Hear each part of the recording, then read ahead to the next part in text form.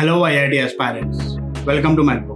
मैं आपका टीचर नितिन और आज इस लेक्चर में हम कवर करेंगे angle of intersection between two curves. Same चीज हमने सर्कल्स में भी पढ़ी थी, बट ऑब्वियसली वहां पर सिर्फ सर्कल्स के बारे में पढ़ा था और आज हम कवर करेंगे हर प्रकार का कर्व। तो आइए शुरू करते हैं।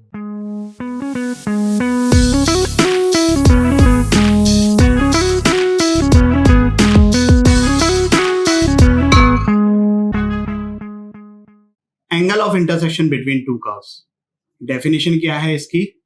भाई दो कर्व्स हैं, अगर वो इंटरसेक्ट कर रहे हैं किसी पॉइंट पर या एक से ज्यादा पॉइंट पर, तो उन पॉइंट ऑफ इंटरसेक्शन पर दोनों ही कर्व पे हम बनाएंगे टेंजेंट और उन टेंजेंट्स के बीच में जो एंगल होगा उसको बोलते हैं एंगल ऑफ इंटरसेक्शन।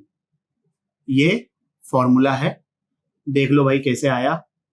ये एक curve y equal to G X और ये एक curve y equal to F X, ये इंटरसेक्ट कर रहे हैं x इक्वल टू x1 पे। ऑब्वियसली इंटरसेक्ट कर रहे हैं तो पॉइंट सेम है जो कि दोनों पे लाई करता है।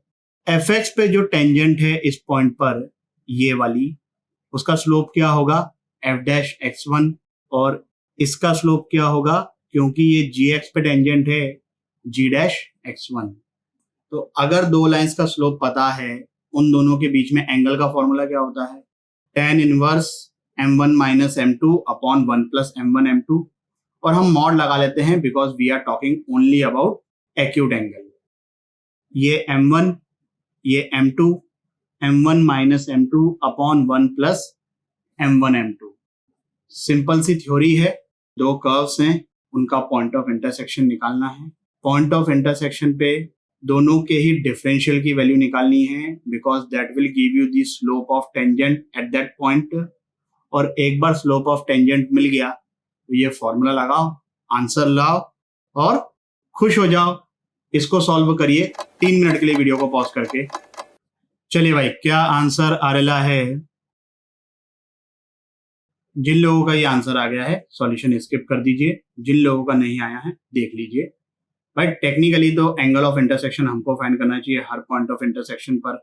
साइन एक्स और कॉस एक्स इंटरसेक्ट करेंगे इनफाइनाइट पॉइंट्स पे, बट ये दोनों का जो ग्राफ है वो इतना सिमेट्रिकल है कि हम किसी एक पॉइंट ऑफ इंटरसेक्शन पर एंगल ऑफ इंटरसेक्शन फाइंड करेंगे और वही एंगल ऑफ इंटरसेक्शन होगा हर पॉइंट पर। सबसे पहले तो जो पॉइंट ऑफ इंटरसेक्शन है फर्स्ट क्वाड्रेंट में, मैं इसको एफ एक्स बोल देता हूं।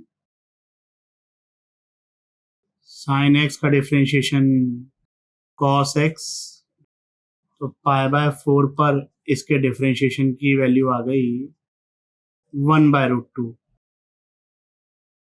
कॉस का डिफरेंशिएशन माइनस साइन, तो पाई बाय 4 पर इसके डिफरेंशिएशन की वैल्यू आ जाएगी -1/√2। तो एंगल हो गया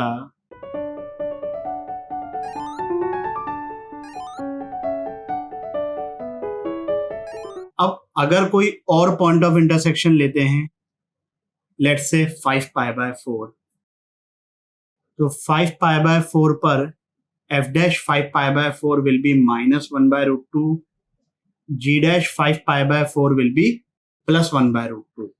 तो फिर से हम एंगल निकालेंगे, आंसर tan इनवर्स 2√2 आएगा। मतलब जहां जहां पर ये इंटरसेक्ट कर रहे हैं ना साइन एक्स और कॉस एक्स से, वहां पर डेरिवेटिव की वैल्यू इसकी +1/√2 है तो इसकी -1/√2 आएगी, और अगर इसकी -1/√2 है तो इसकी +1/√2 आएगी। Effectively the angle will come this. बात समझ में आई? आगे बढ़ते हैं, इस क्वेश्चन को सॉल्व करिए 5 मिनट के लिए वीडियो को पॉज करके। चलिए भाई, क्या आंसर आ रहा है? एक तो 0 डिग्री और एक tan इनवर्स 1/703। जिन लोगों के दोनों आंसर सही आ गए हैं सॉल्यूशन को स्किप कर दीजिए। पहले तो इनके पॉइंट ऑफ इंटरसेक्शन निकालते हैं भाई, इक्वेट करके। क्यूबिक इक्वेशन है तो पहला रूट तो अपने को मिलेगा हिट एंड ट्रायल से। 1 सब्स्टिट्यूट करके देखेंगे, नहीं सेटिस्फाई करेगा। -1 करके देखेंगे, नहीं सेटिस्फाई करेगा। 2 सब्स्टिट्यूट करके देखेंगे, 8 माइनस 28 मतलब -20, और ये 2 पर बन रहा है 32, 32 में से 12 गए तो 20, -20 + 20 0। तो x = 2 is one of the root. तो एक फैक्टर हो गया x - 2। इस पूरे एक्सप्रेशन को x - 2 से डिवाइड करेंगे तो ये आ जाएगा, इसके रूट्स 2 और 3। अब हमें इन दोनों की टेंजेंट के बीच में एंगल निकालना है एट x = 2 एंड x = 3।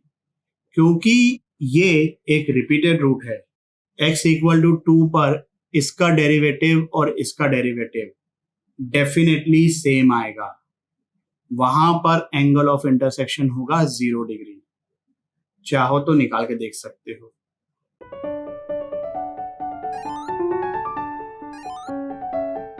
तो इन दोनों के बीच में एंगल आ गया 0। हमारा जो कंसर्न है वो है एट x = 3। f'3 कितना आ रहा है 27, g'3 कितना आ रहा है 26। Angle between the tangent will be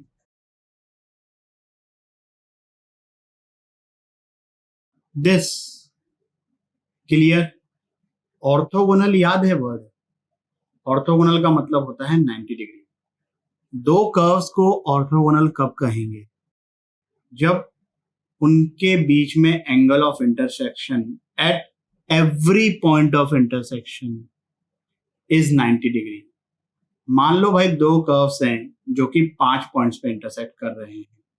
अब 4 पॉइंट्स पे तो एंगल ऑफ इंटरसेक्शन 90 डिग्री आ गया और एक पॉइंट पर 90 डिग्री नहीं आया, तो हम उन दोनों कर्व को ऑर्थोगोनल नहीं कहेंगे। ऑर्थोगोनल के लिए कंडीशन क्या है? हर पॉइंट ऑफ इंटरसेक्शन पे जो एंगल ऑफ इंटरसेक्शन है वो आना चाहिए 90 डिग्री। ओके, चलिए बताइए भाई कि क्या ये दोनों ऑर्थोगोनल हैं कि नहीं है। 3 मिनट के लिए वीडियो को पॉज करके। क्या आंसर है? नहीं, ये ऑर्थोगोनल नहीं है। पहले तो इन दोनों के पॉइंट ऑफ इंटरसेक्शन अगर हम निकालें तो एक पॉइंट है ओरिजिन और दूसरा पॉइंट है 4,4। अगर ओरिजिन पे मैं स्लोप निकालूं टेंजेंट का, तो इस केस में जो टेंजेंट आएगी उसका स्लोप नॉट डिफाइंड होगा, मतलब line parallel to Y axis. और इस केस में अगर डिफरेंशिएट करके हमने स्लोप निकाला ओरिजिन पे, सो दैट विल बी 0, मतलब line parallel to X axis. Obviously they are perpendicular, तो यहां पर तो angle of intersection will be 90 degree और इस केस में एंगल ऑफ इंटरसेक्शन 90 डिग्री नहीं आएगा। So these two curves are not orthogonal. अब देखो ऐसा है कि भाई ये जो दो कर्व्स थे ये बहुत सिंपल है, पॉइंट ऑफ इंटरसेक्शन निकालना बहुत ही आसान है। कभी कभी क्या होता है कि पॉइंट ऑफ इंटरसेक्शन निकालना बहुत ही टफ होता है, या ऐसा भी होता है कि वो जो पॉइंट ऑफ इंटरसेक्शन आए हैं वो खूबसूरत नहीं है, जैसे ये तो बड़े क्यूट से हैं। तो अगर वो खूबसूरत नहीं है तब क्या करेंगे? ट्राई दिस क्वेश्चन 5 मिनट के लिए वीडियो को पॉज करके।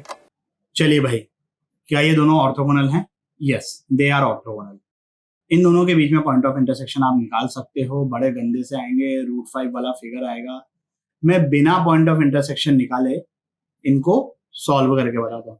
Let's say the point of intersection is, अब इतना तो करेंगे ना भाई, है ना? तो x1 y1 इसको भी सेटिस्फाई करेगा, x1 y1 इसको भी सेटिस्फाई करेगा। हाँ, यहां पर ये करना होता है कि भाई क्या ये पॉइंट ऑफ इंटरसेक्शन आ भी रहे हैं कि नहीं आ रहे हैं, क्या ये दोनों कर्व इंटरसेक्ट करेंगे कि नहीं करेंगे। तो ये दोनों करते हैं, क्योंकि जो पॉइंट ऑफ इंटरसेक्शन आया एज आई सेड कि वो बड़ी गंदी सी वैल्यू आती है, तो हम उनको लिखेंगे नहीं, हम ऐसे मान लेते हैं कि point of intersection x1 y1 है। अब इसको डिफरेंशिएट किया, पॉइंट P पर इसकी वैल्यू आ गई -y1/x1। इसको डिफरेंशिएट किया और पॉइंट P पर ये आ गया x1 बाय y1। अगर मैं इन दोनों को मल्टीप्लाई करूं तो स्लोप का प्रोडक्ट क्या आ रहा है, -1। इसका मतलब these two lines are perpendicular. इस वीडियो के लिए बस इतना ही। आशा करता हूं कि आपको ये टॉपिक भी अच्छे से समझ आया होगा। अगर समझ में आया हो तो लाइक, कमेंट, सब्सक्राइब करें और अपने दोस्तों के साथ भी शेयर करें। अगले वीडियो तक के लिए सावधान रहें, सुरक्षित रहें। जय हिंद।